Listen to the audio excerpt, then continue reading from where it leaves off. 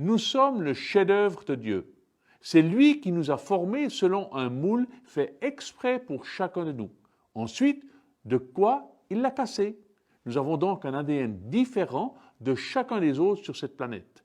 Nous avons été faits d'une merveilleuse et admirable manière, comme nous le dit le psaume 139 au verset 14. Donc, comme c'est lui notre créateur, nous devrions lui demander le but de sa création. En tant qu'utilisateur d'un téléphone portable, nous nous soumettons aussi au conseil du concepteur afin de pouvoir jouir de notre téléphone le plus longtemps possible et de manière efficiente.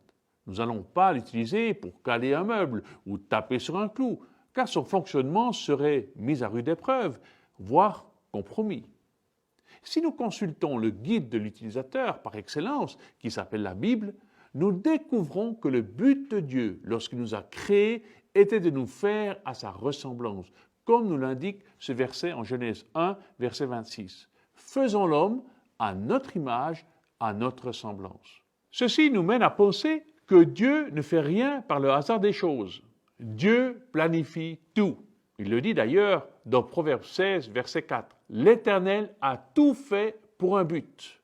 Peut-être que vous pensez que cela n'est pas important de ce que nous faisons de notre vie, que Dieu nous laisse pleine liberté. Dans un sens, c'est vrai. Nous sommes libres de décider ou de faire ce que bon nous semble. C'est le libre arbitre. Et dans ce sens, nous ressemblons au caractère de Dieu. Nous ne sommes pas censés être esclaves ou sous l'emprise de quoi que ce soit. C'est ainsi que Dieu l'a voulu. C'est pourquoi, en tant que créatures avec des possibilités limitées, nous sommes conseillés à nous tourner vers notre Créateur et lui demander le pourquoi de notre vie. Regardons ensemble ce texte magnifique et réconfortant de Jérémie 29, 11 dans la version NBS. « Je connais, moi, les plans que je prépare à votre attention. » Déclaration du Seigneur. Non pas des plans de malheur, mais des plans de paix, afin de vous donner un avenir et un espoir. C'est réconfortant, n'est-ce pas, de savoir que Dieu a des plans pour nous, et de surcroît des plans de paix qui nous donnent un avenir et de l'espoir. C'est un but de voyage honorable, n'est-ce pas?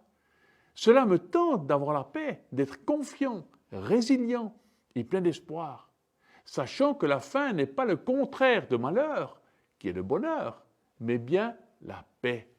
Cette certitude d'être dans le juste, dans le plan initial prévu, d'avoir l'approbation de Dieu, sa présence. Ce n'est pas une utopie ou un hasard des circonstances, mais bien une fixation claire du but du voyage. Ça vous tente?